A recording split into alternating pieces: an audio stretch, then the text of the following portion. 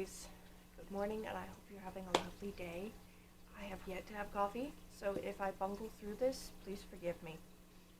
I do have a list of what I need to touch on before I get too deep. This video is about me making a couple bags that you can use either for gift bagging or, in my case, I gifted them to my mother so that she could use them to store her products. I did pre-embroider the velvet panels. This one is a lotus. I did it in brown cotton embroidery floss, and I did this one in brown cotton embroidery floss.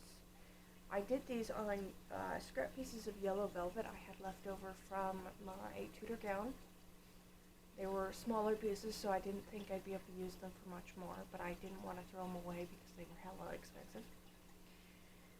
And I lined them with slippery lining so that you could slide things easy in and out, and I made them drawstring with polyester cording. Otherwise, I hope you enjoy the video. So here are my supplies. First, I measured out the deck I'm using to get a general size for the cards. This one's boxed, so it is slightly bigger. And I added 2 inches to this to make sure that the smaller cards that my mom got would slide in and out. So here's the velvet I'm using, at least some of the velvet I'm using. And over here you can see some of the embroidery I did. It's not the greatest, but it is hand done, and I think it looks rather nice.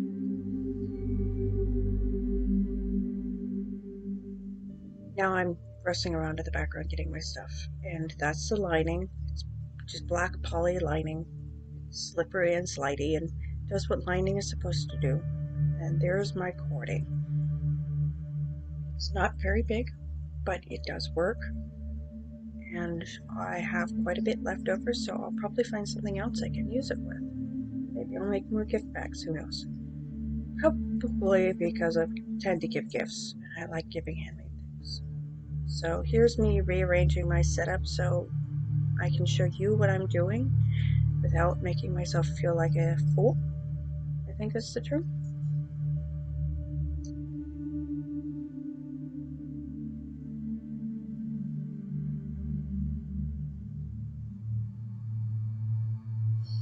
I'm not really good at this voiceover thing, but I thought I'd give it a shot. It's really kind of self-explanatory right now. Yeah, so here I'm just getting ready to cut out the lining for one of my pieces of velvet. What I'm about to show you is me just overlaying the velvet onto the lining in such a way that it'll be easy for me to sew up. As you can tell, this is a scrap and it's not perfectly cut. Though, if you ever work with velvet, you'll know that velvet squiggles. It moves around even when you have it like secured with 1,000 pins. It'll still find a way to move. So I'm trying to figure out the best way to cut the lining because I know they won't match up perfectly. So I figured I'd just do it this way and make it so that the lining is a little big because it'll just get tucked in the bag anyway. So this way the lining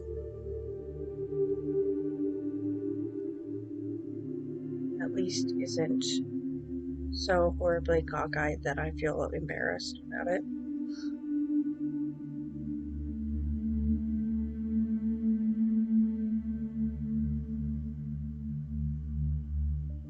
Yay, happy cutting fingers.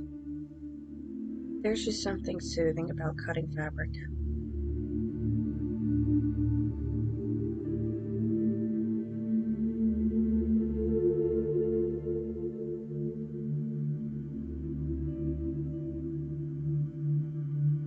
So here I'm just showing you where I'm going to sew on one side and sew the lining on the same side. And then I'm going to do the bag flip, which here it is. It's all sewn up. Bag's been flipped inside out.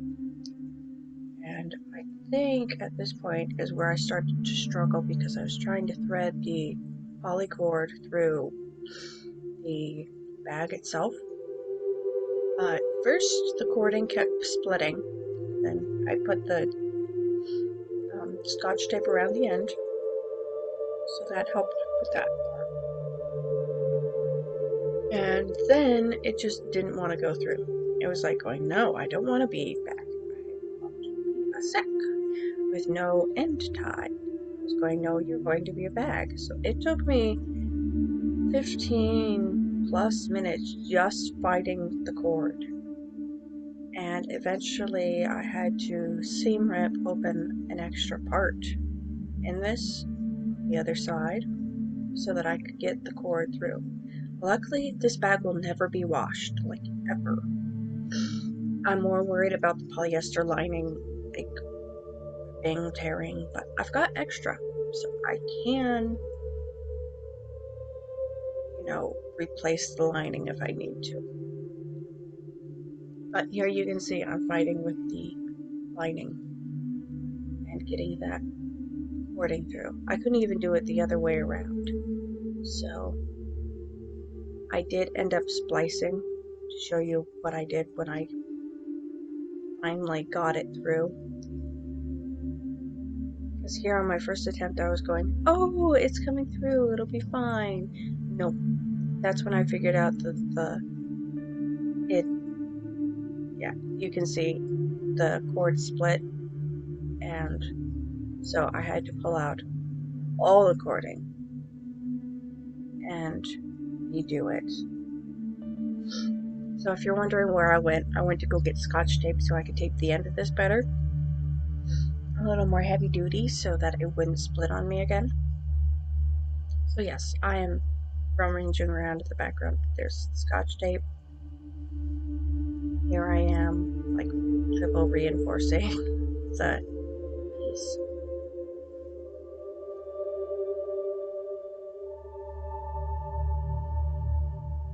And now I'm going to try it again. Because I'm anything if not stubborn. I am very stubborn.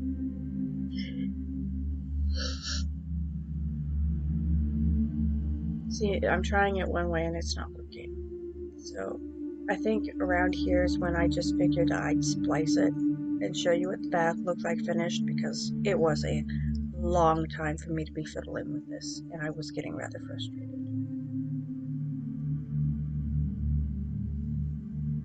So yes, I have no sponsors. There will be no sponsor block clip in here. If you want a sponsor, feel free. I usually try to have my videos done a week ahead of time anyway, because I don't like worry, and I find it frustrating when I do worry. So I figured this would be a good way of doing it. That's why I only do a video every other week instead of one every week, because I don't like stress, and stress does not like me.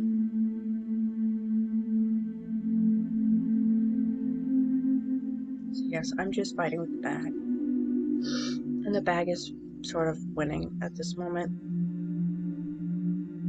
I shall win, I shall prevail, and you shall be a bag. So here I'm pulling the cord back out because that was not working. Now I've got to fish out that safety pin. Where did I put this? Here I go again.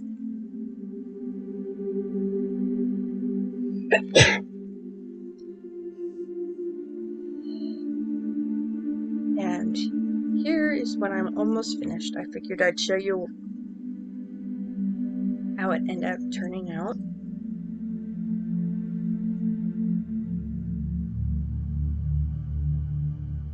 Riding with the bag, riding. Oh, there we go. Now I just take off the safety pin and tie the ends.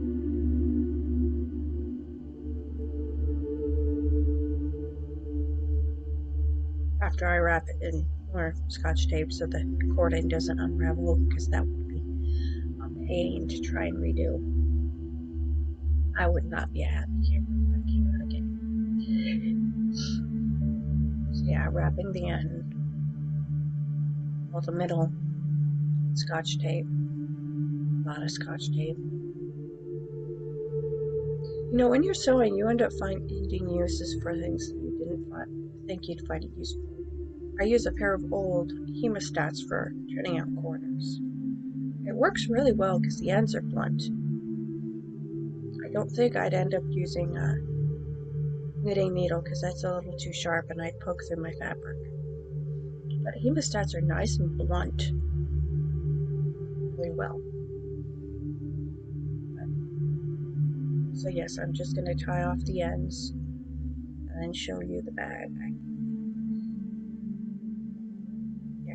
So here I'm just tying off the ends.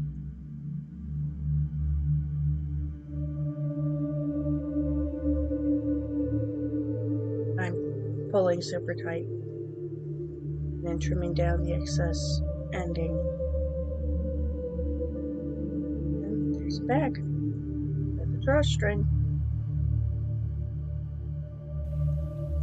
So that was my video. I hope you enjoyed watching it. I enjoyed making the bags. It is a kind of quick and easy project.